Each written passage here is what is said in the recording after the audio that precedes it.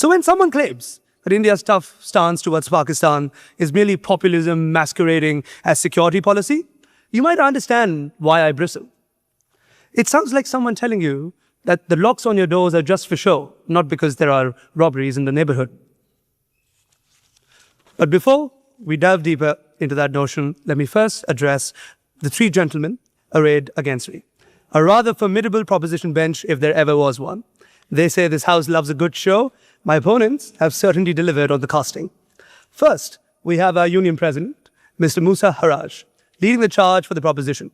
Musa is not only the president of this union, he's also a Pakistani by birth and a very, very dear friend of mine.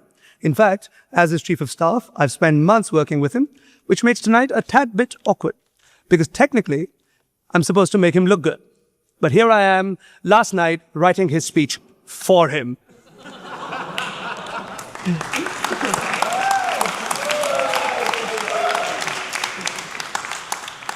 Musa, you've had an interesting term, haven't you? Just a few weeks ago, he said... Point of information. Yes. So you're admitting in a chamber that what I just said was written by an Indian you. To respond... I shall gladly admit that sometimes it takes an Indian to clean up the incompetence of a Pakistani.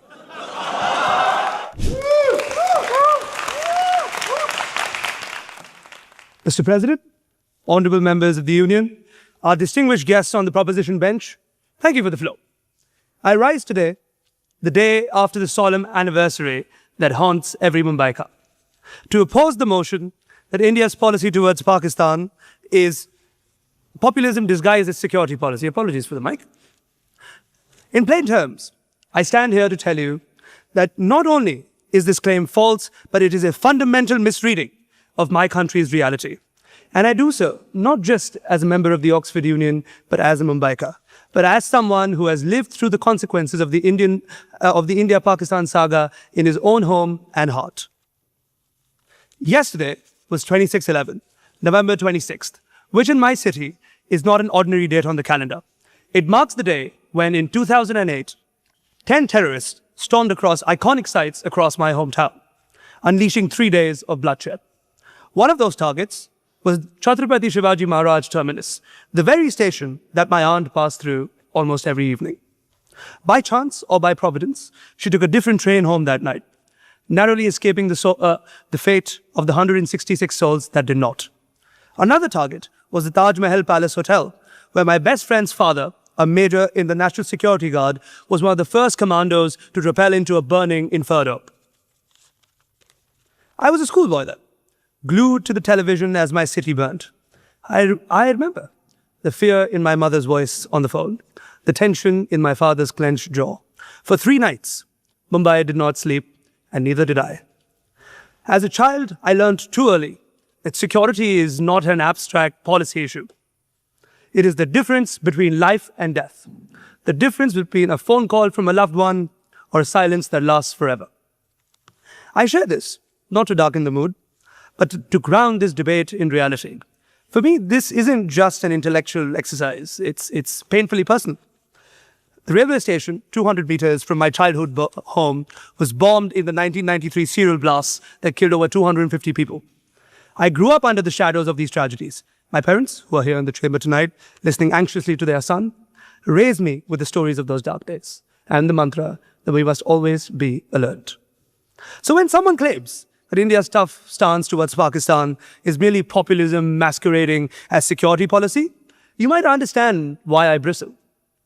It sounds like someone telling you that the locks on your doors are just for show, not because there are robberies in the neighborhood.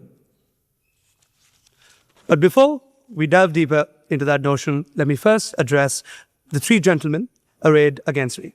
A rather formidable proposition bench, if there ever was one. They say this house loves a good show. My opponents have certainly delivered on the casting. First, we have our union president, Mr. Musa Haraj, leading the charge for the proposition. Musa is not only the president of this union, he's also a Pakistani by birth and a very, very dear friend of mine. In fact, as his chief of staff, I've spent months working with him, which makes tonight a tad bit awkward, because technically, I'm supposed to make him look good. But here I am, last night, writing his speech for him.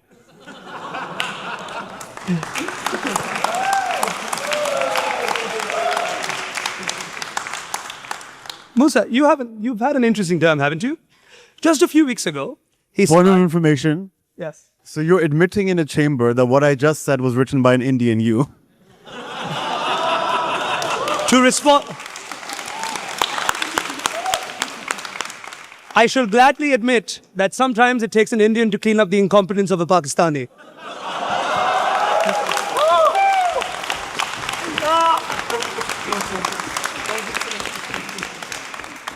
Now, Musa, you've had an interesting term, haven't you? Just a few weeks ago, Musa survived a historic no-confidence vote right here in the Oxford Union. For the uninitiated, yes, Oxford Union presidents sometimes face more rebellions than actual heads of state. The vote failed, and Musa sailed through unscathed with a thumping majority, making him, arguably, the only Pakistani origin leader in history to face a no-confidence vote and remain in power the next morning.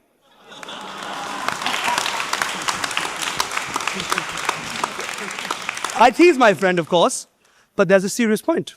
Musa's victory was a triumph of transparent, open, and democratic processes. An Oxford Union specialty.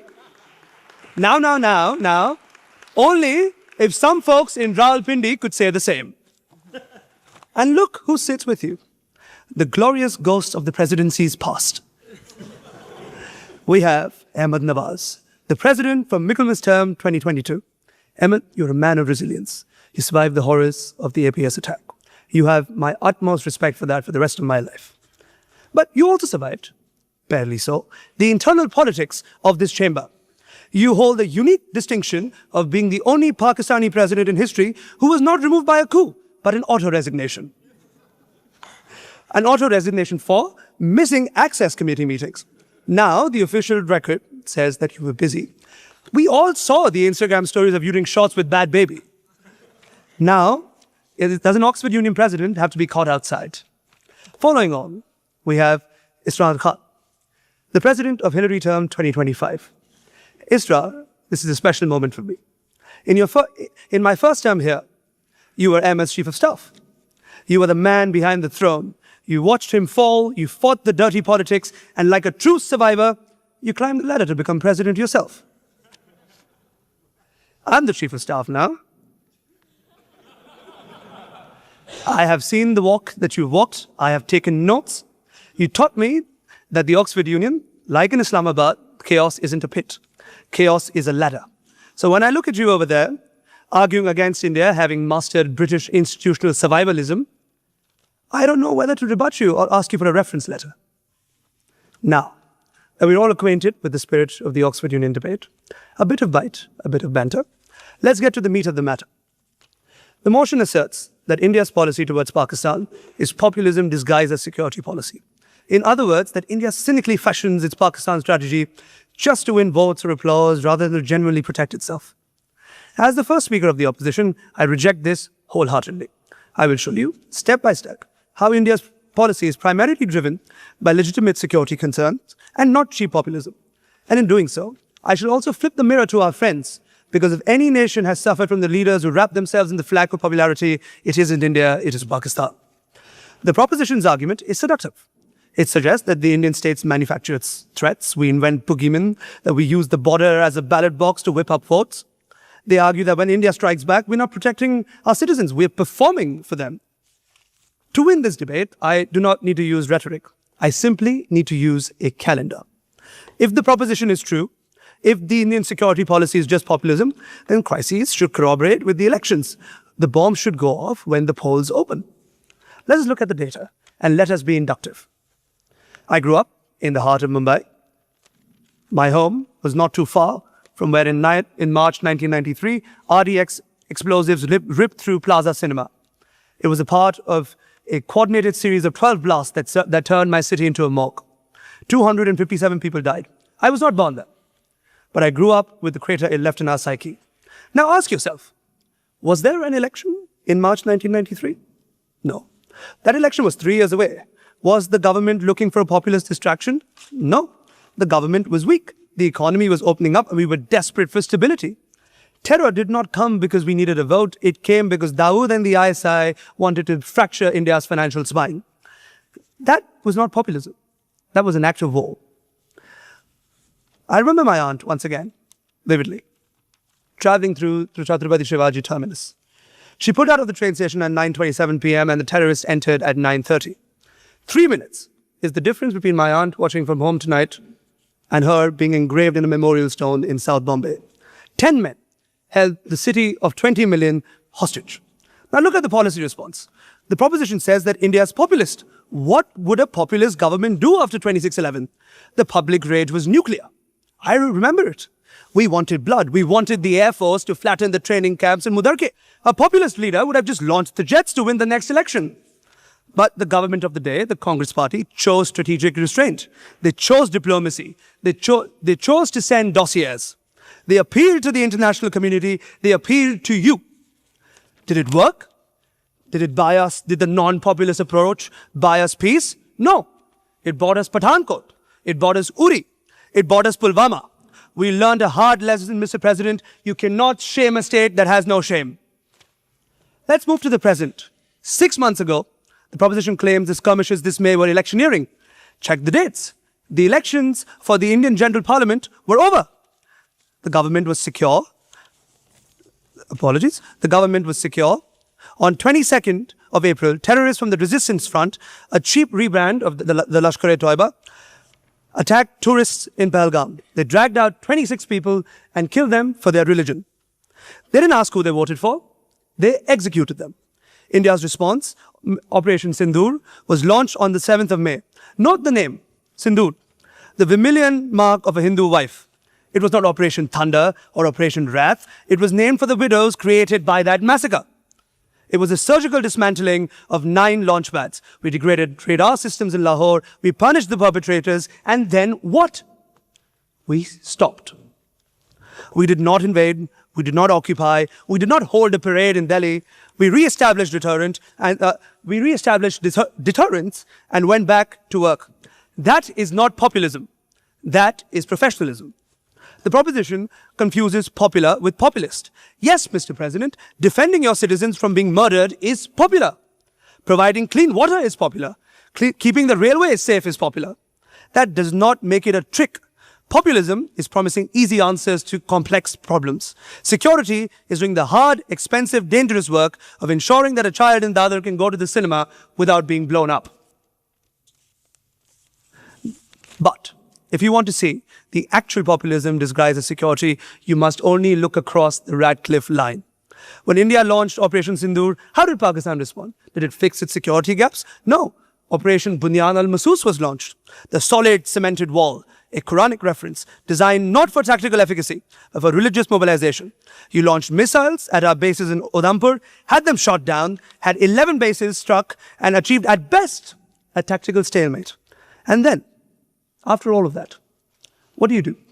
You release a music video. The ISPR, your military's PR wing, released an anthem, Dharkan Pe Ek Hi Naam, Pakistan. Mr. President, when India fights a war, we debrief the pilots. In Pakistan, they auto-tune the chorus. You held victory rallies on the 16th of May. You declared a national holiday. Why? Because you cannot give your people bread, so you must give them the circus. You cannot fix the price of flour, so you fixate on the Indian threat. You need the enemy of the gate. Without the Indian monster, your own people may turn around and ask why generals own Papa John's franchises while the country defaults on its loans. That is populism. That is the alchemy of turning public poverty into private power with the specter of war. When you vote for this motion, you are telling the widows of Pahalgam that their grief is just a prop for the government. You are telling my parents sitting right there that the fear that they felt when the windows shook in 93, or the panic they felt when my aunt didn't answer the phone in 2008 was just a disguise. It's easy to deconstruct security policy in the Oxford Union. Our walls are thick, our windows are well plastered. The world feels safe.